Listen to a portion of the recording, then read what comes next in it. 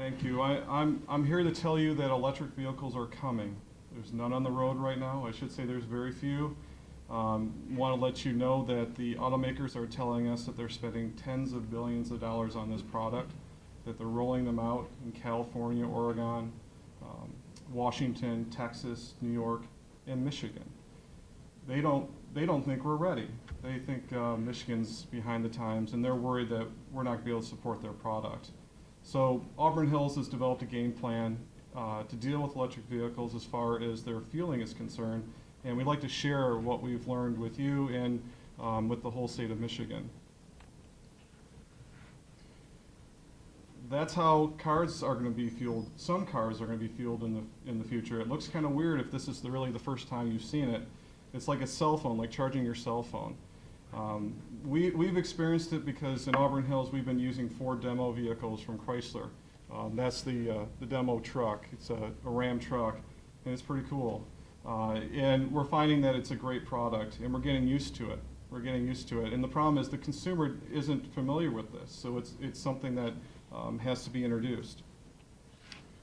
Why is this all happening? Since 1974, this has happened 8 times. It just happened to happen 2 times in a row, and it really happened bad in Michigan.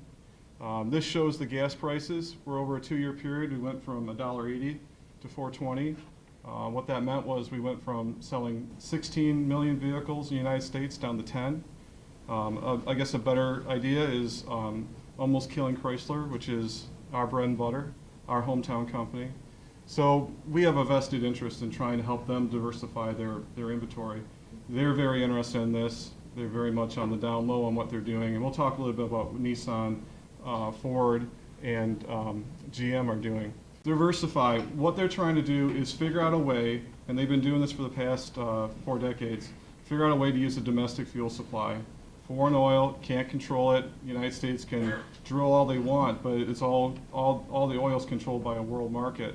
So find a way to use something that we already have infrastructure for, which is electricity, and bring out vehicles that can use it. The problem is that gas is very cheap and it's very efficient.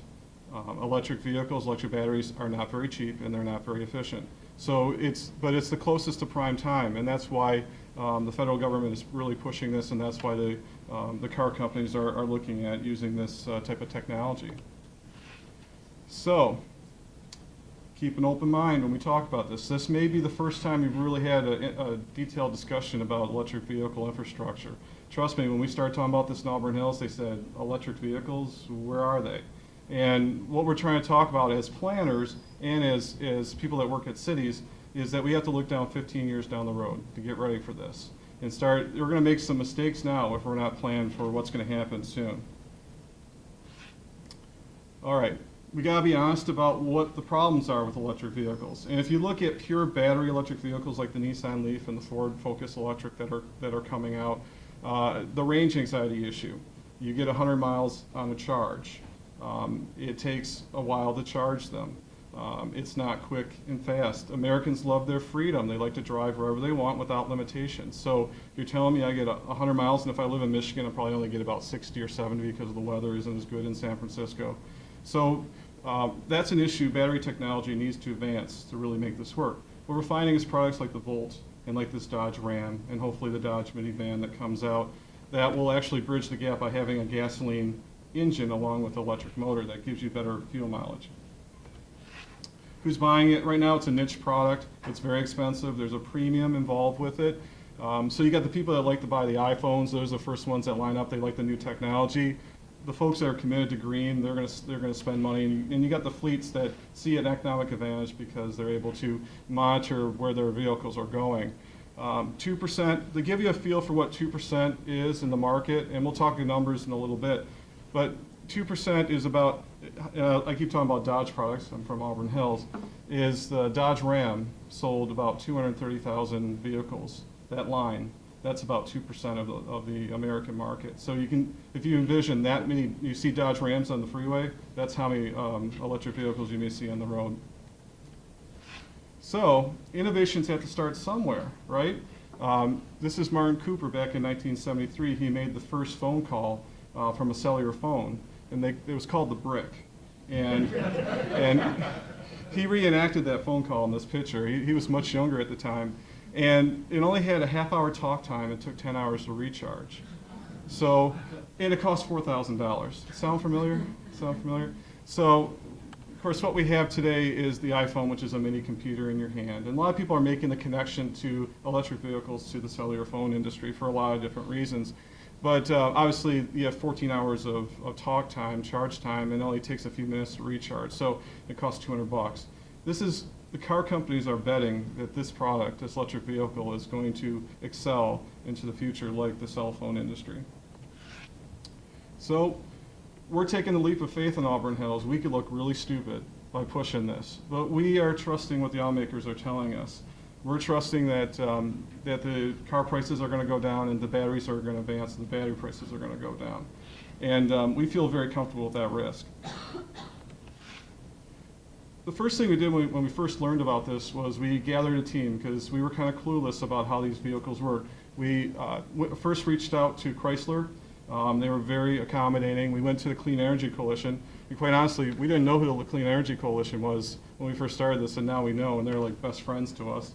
And then we went to some of the businesses. Obviously, DT has been a big partner. If you're a local electric company, you really need to talk to. And then Pike Research gave us the realistic look at what the market is.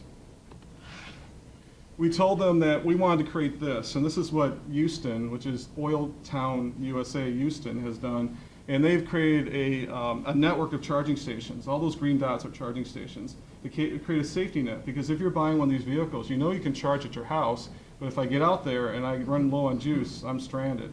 So this is trying to help build that consumer trust in the product.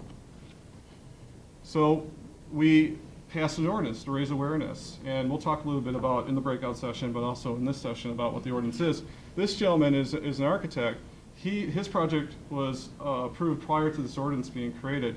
He thought that he couldn't do a charging station in Auburn Hills. He thought we didn't want it. The minute we told him that, yeah, do it, he went and installed it at the company he was working with.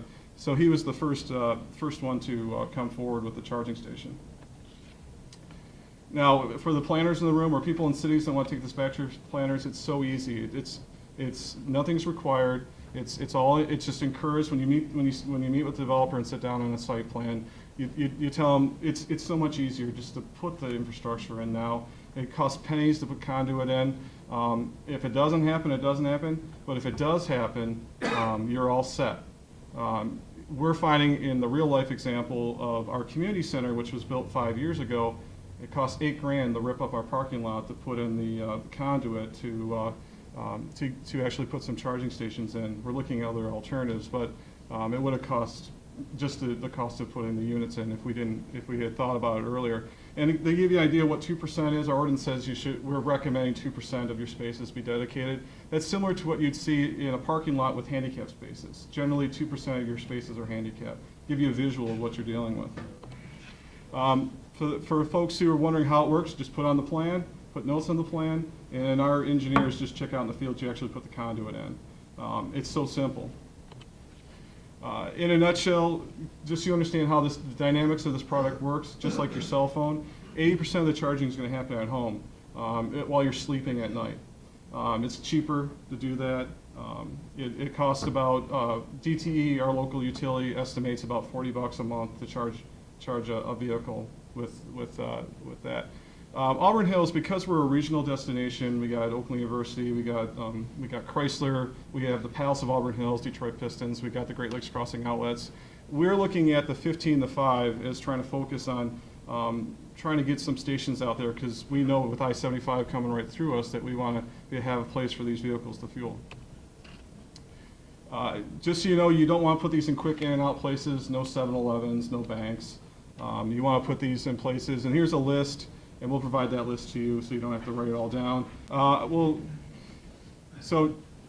we're finding from the Volt people, there's Volt people out there, the people on the Volts, that they just want to top off their battery. It's a game. So McDonald's and Starbucks, they may want to put these in front of their businesses so they can attract those type of customers.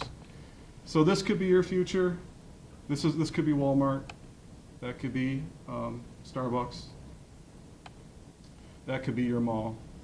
And I guess what I can do, since I'm out of time, is we could talk about more of the details on how we created uniform signage for the state of Michigan. Michigan Department of Transportation has approved the sign that we have created as a team, and this, how you'd allocate these spaces in parking lots and how you do it at your home. So you can do that later. Thank you. Yep.